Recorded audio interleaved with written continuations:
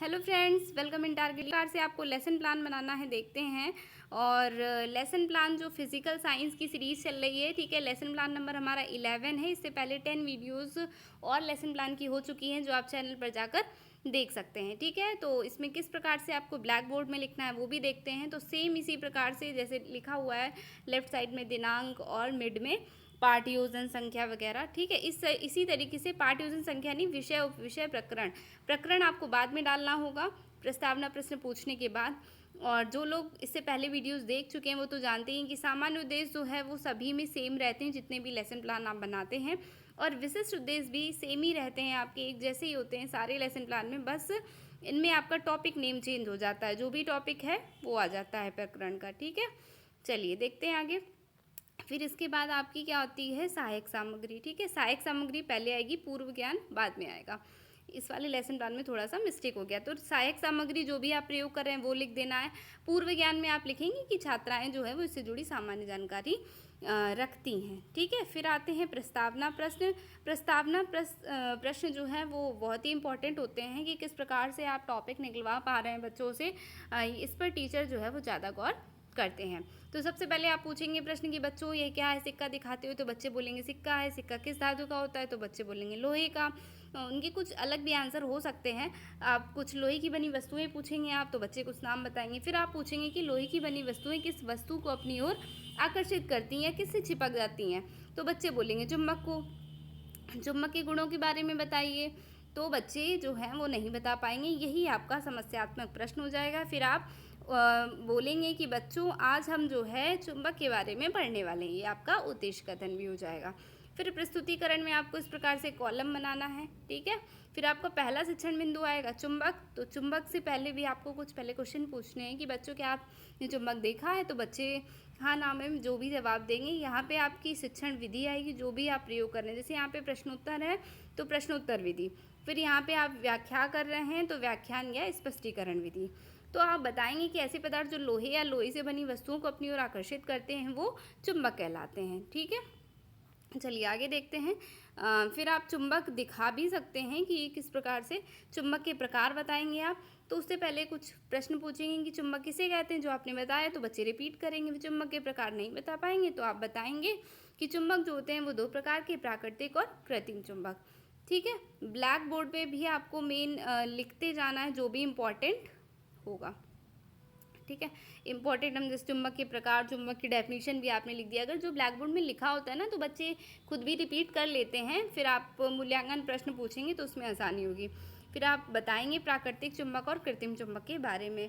प्रकृति में कुछ ऐसे पदार्थ पाए जाते हैं जिनमें लोहा, कोबाल्ट आदि को आकर्षित करने की क्षमता होती है। वो क्या होते हैं, चूँकि ये पदार्थ सबसे पहले ग्रीस में एशिया माइनर के मैग्नीशिया में खोजे गए थे, इसलिए इन पदार्थों को मैग्नीटाइट कहते हैं और इनमें चुंबकत्व का गुण पाया जाता है, ठीक है।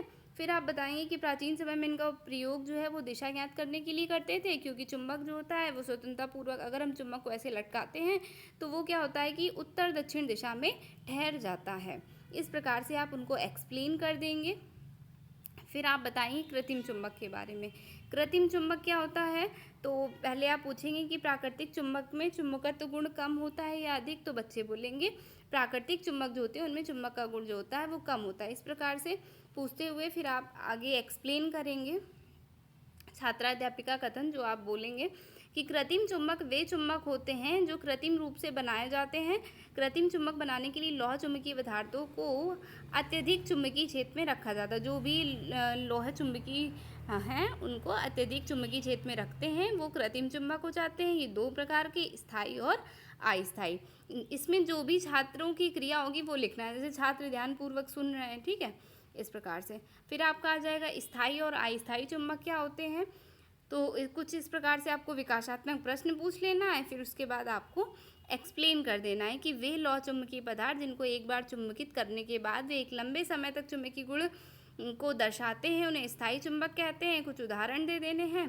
फिर बताना है वे चुंबक जो एक चुंबकत्व गुण को दर्शाते तो हैं, पर जब तक कि वे चुंबकीय बल में उपस्थित होते हैं और चुंबकीय बल को हटा लिया जाता है तो उनका चुंबकत्व गुण समाप्त हो जाता है, वो अचुंबकीय पदार्थ कहलाते हैं। जैसे आपको उदाहरण भी दे देना है कि जनित, जैसे मोटर हो गई, ये सब है। ठीक है, ये व्याख्यान है तो व्याख्यान विधि। फिर आ जाएंगे आपके चुंबक के गुण।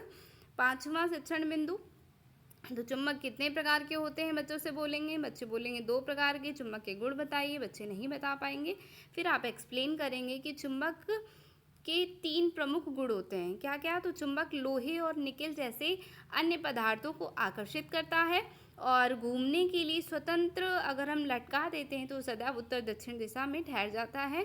और यदि हम एक चुंबक को छोटे छोटे टुकड़ों में भी बांट दें तो वो प्रत्येक भाग जो होता है वो पूरी तरीके से चुंबक रहता है। ठीक है, इस तरीके से आपको चुंबक का आप एक पीस ले जाकर दिखा भी सकते हैं कि ये नॉर्थ है, ये साउथ है। अगर इसको हम कितने भी भागों में तोड़ दें तो ये भी उत्तर दक्षिण में बना रहता है। निरीक्षण कार्य भी सबका सेम ही होता है कि हाँ भाई, जो भी टीचर है वो क्लास में घूमकर देख रहे हैं कि बच्चे सही से पढ़ रहे हैं या नहीं। मूल्यांकन प्रश्न, जो भी आपने टॉपिक पढ़ाया है उसके आपको छोटे छोटे प्रश्न पूछ लेने हैं और जिसका आंसर, ऐसे प्रश्न रखने हैं जो बच्चे जो हैं तुरंत आंसर दे दें, ताकि टीचर को लगे कि हाँ आपने जो पढ़ाया वो बच्चों को समझ में आया। ठीक है, फिर आपको गृह कार्य के लिए भी कुछ प्रश्न दे देने हैं। ठीक है, इस प्रकार से आपको लेसन प्लान बनाना है। और देखा आपने कि अगर आपको वीडियो अच्छी लगी हो तो आप अपने दोस्तों को भी शेयर कर सकते हैं कि किस तरीके से आपको लेसन प्लान बनाना है ना।